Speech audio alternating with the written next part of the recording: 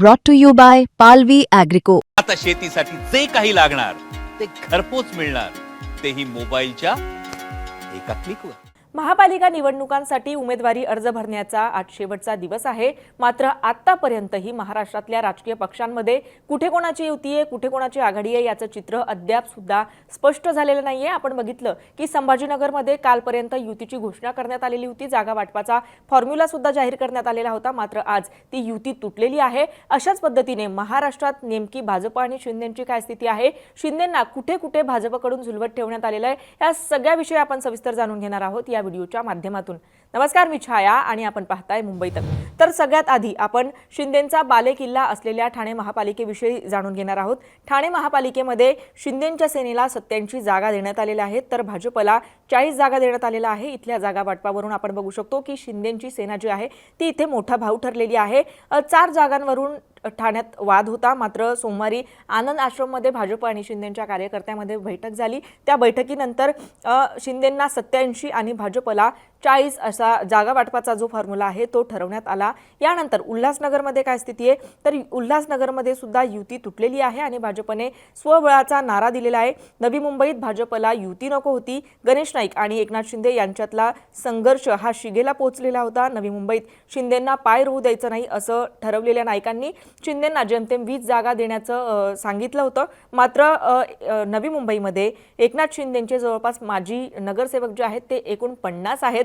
50 माजी नगरसेवक असताना 20 जागांवर निवडणूक लढवणं हे एकनाथ शिंदेंना मान्य नव्हतं. त्यामुळे इथली युतीची जी चर्चा आहे नवी मुंबईतली ती फिसकटली आणि नवी मुंबईतून आता भाजपने स्वबळाचा नारा दिलेला आहे. मीरा भाईंदरमध्ये काय स्थिती आहे, तर मीरा भाईंदरमध्येही भाजपने शिवसेनेचा हात झिटकारलेला आहे. भाजपचे आमदार नरेंद्र मेहता आणि प्रताप सरनाईक यांच्यात इथे मीरा भाईंदरमध्ये संघर्ष असल्याचं बघायला मिळत आहे. त्यामुळे इथे सुद्धा शिंदे आणि भाजपची युती नाहीये. मुंबईमध्ये काय स्थिती आहे, कारण मुंबई महापालिकेकडे संपूर्ण महाराष्ट्राचं लक्ष आहे. मुंबई महापालिकेत काय स्थिती आहे, तर मुंबई महापालिकेत शिवसेना 90 जागांवर निवडणूक लढवतीये, तर भाजप 137 जागांवर इथे उमेदवार देत आहे. आपण बघू शकतो की इथे भाजप हा मोठा भाऊ असणार आहे. आता कल्याण डोंबिवलीची काय स्थिती आहे, तर कल्याण डोंबिवलीमध्ये युती होण्याची चिन्ह आहेत. मात्र युती झाली तर बंडखोरी होऊ शकते आणि बंडखोरी झाली तर मनसे किंवा उद्धव ठाकरेंच्या शिवसेनेकडे उमेदवार पळवले जाऊ शकतात. त्यामुळे तिथे युतीची घोषणा केली जात नाहीये. भिवंडीमध्ये काय स्थिती आहे, तर भिवंडीच्या वॉर्ड क्रमांक 17 वरून वाद आहे. वॉर्ड क्रमांक 17 वरून तिथली युती अजूनही अडकलेली आहे. युतीची घोषणा तिथे करता येत नाहीये आणि त्यामुळे ह्या वादामुळेच उमेदवार निवडीची जी जबाबदारी आहे ती एकनाथ शिंदे आणि फडणवीसांकडे भिवंडी महापालिकेतून देण्यात आलेली आहे. पनवेलमध्ये काय स्थिती आहे, तर पनवेलमध्ये भाजप 71 जागांवर उमेदवार देत आहे. शिंदे सेनेंना फक्त 1 अंकी उमेदवार देण्यात आलेले आहेत. 4 उमेदवारांना फक्त शिंदेंना उमेदवारी अर्ज देता येणार आहे, तर राष्ट्रवादी अजित पवारांना फक्त 2 ठिकाणी तिथे निवडणूक लढवता येणार आहे. पनवेल हीच फक्त एक अशी महापालिका आहे जिथे दादांना युतीत एकत्र घेण्यात आलेलं आहे. बाकी इतर महापालिकांचं जर आपण बघितलं तर दादांना वेगळं पाडण्यात आल्याचं चित्र बघायला मिळतंय. त्यामुळे अजित पवार, शरद पवार यांची काही ठिकाणी युती असल्याचं बघायला मिळतंय, तर काही ठिकाणी अजित पवार स्वबळावर निवडणूक लढत असतानाचं सुद्धा आपल्याला बघायला मिळतंय. वसई विरारमध्ये सुद्धा युती होण्याची चिन्ह आहे. मात्र अधिकृतरित्या याबद्दल काही सांगण्यात आलेलं नाहीये. पुण्यात काय स्थिती आहे, तर पुणे महापालिका निवडणुकीसाठी भाजप आणि शिंदे सेना यांची युती होणार असल्याचं मुख्यमंत्री देवेंद्र फडणवीस यांनी जाहीर केलेलं होतं. मात्र भाजपकडून सन्मानपूर्वक जागा न मिळाल्यामुळे शिंदे सेना पुण्यातून नाराज असल्याचं बघायला मिळतंय. भाजपकडून 15+1 म्हणजे 16 जागांचा प्रस्ताव शिंदेंपुढे देण्यात आलेला होता. मात्र शिंदे सेना 25 जागांवर निवडणूक लढवण्यासाठी ठाम आहे. भाजपकडून शिंदे सेनेला जागा वाटपाबाबत उत्तरं मिळाली नसल्यामुळे शिंदे सेनेची बैठक पार पडली आणि या बैठकीत दोघांची युती तुटल्याची माहिती आता समोर येते. तर अशा पद्धतीचं आता पुण्यात चित्र आहे. पिंपरी चिंचवडमध्ये काय स्थिती आहे, तर पिंपरी चिंचवडमध्ये दोन्ही पवार एकत्र महापालिका निवडणुका लढवत आहेत. तर भाजप, शिंदे आणि RPI यांची युती झालेली आहे. काँग्रेस, ठाकरे आणि दोन्ही ठाकरे बंधू इथे एकत्र निवडणूक लढवत आहेत. नाशिकमध्ये काय स्थिती आहे, तर नाशिकमध्ये शिंदेंची शिवसेना 92 ते 95 जागांवर निवडणूक लढवेल, तर अजितदादांना 27 ते 30 जागा देण्यात येतील. शिंदे आणि अजितदादा हे इथे एकत्रितपणे निवडणूक लढतायत, तर शिंदे आणि अजितदादा इथे भाजपच्या विरोधात असणार आहे. कारण भाजपने नाशिक महापालिकेसाठी स्वबळाचा नारा दिलेला आहे. 100+ जागांचा नारा देत भाजपने स्वबळाचे संकेत दिलेले आहेत. त्यामुळे महायुतीत तिथे फूट पडली आणि शिंदे आणि अजितदादांनी एकत्र निवडणूक लढवण्याचं डिक्लेअर केलं. भाजपला शह देण्यासाठी इथे शिंदेची शिवसेना आणि अजित पवारांची राष्ट्रवादी राष्ट्रवादी एकत्र लढतीये, मी मागाशी उल्लेख केल्याप्रमाणे.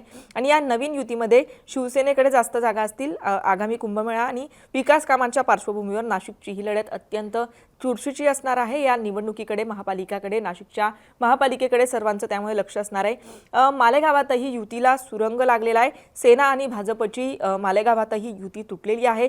बंडू बच्छाव आणि अद्वै हिरे यांचा या युतीला विरोध होता, त्यामुळे तिथे युतीची जी चर्चा आहे ती फिसकटलेली आहे. तर तीनही घटक पक्ष भाजप, शिवसेना आणि राष्ट्रवादी इथे स्वतंत्रपणे लढणार आहेत. म्हणजे आपण बघू शकतो की विधानसभा आणि लोकसभा निवडणुकांमध्ये जी महायुती होती भाजप, शिवसेना आणि राष्ट्रवादीची, ती महापालिकेत एकमेकांच्या विरोधात ही तिन्ही पक्ष असणार आहे.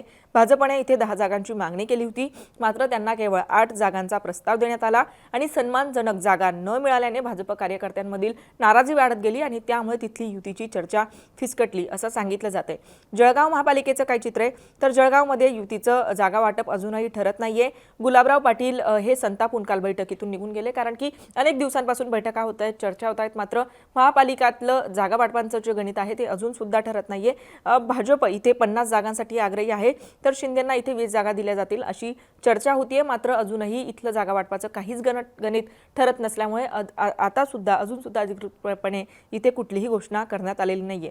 धुळ्यात काय स्थिती आहे तर धुळे महापालिकेत भाजप स्वबळावर निवडणूक लढवतीये. शिंदे आणि पवार इथे एकत्र आहेत, तर काँग्रेस, ठाकरे, पवार आणि मनसे इथे एकत्र निवडणूक लढवत आहेत. संभाजीनगरची काय स्थिती आहे तर संभाजीनगरमध्ये शिवसेनेला 39 आणि भाजपला 48 जागा देण्याचं ठरलं होतं, मात्र ती चर्चा सुद्धा विस्कटलेली आहे. आणि आज संजय शिरसाटांनी एकला चलोरेचा नारा दिलेला आहे.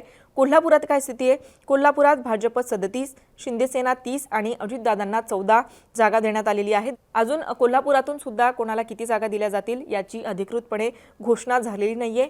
अमरावती महापालिकेत काय स्थिती आहे तर अमरावतीमध्ये भाजप आणि शिवसेनेमधील युती तुटलेली आहे. शिवसेनेचा 25 जागांचा प्रस्ताव भाजपला अमान्य झालाय, त्यामुळे आता दोन्ही पक्ष अमरावतीमध्ये सुद्धा एकमेकांच्या विरोधात लढणार आहे. तर अशा पद्धतीने महाराष्ट्रातल्या कोणकोणत्या महापालिकेमध्ये काय स्थिती आहे, शिंदे आणि भाजपची कुठे युती आहे, काय जागा वाटपाचा फॉर्म्युला कुठे काय ठरलेला आहे, शिंदे आणि भाजपची युती कुठे कुठे तुटलेली आहे, या सगळ्याविषयी आपण सविस्तर जाणून घेतलेलं आहे. महाराष्ट्रातल्या या सगळ्या महापालिकांचं थोडक्यात विश्लेषण करायचं झालं तर हे लक्षात येतं की शिंदे सेनेला अनेक महापालिकांमधून ताटकळत ठेवल्याचं बघायला मिळतंय. तुम्हाला एकंदरीत या निवडणुकांविषयी, या युतीविषयी, या आघाडीविषयी, एकंदरीत महाराष्ट्रातल्या या चित्राविषयी काय वाटतं आम्हाला कमेंट करून नक्की कळवा. आणि मुंबई तकला जर आपण नवीन असाल तर मुंबई तक चॅनलला सबस्क्राईब करायला विसरू नका. हा व्हिडिओ पाहिल्याबद्दल धन्यवाद.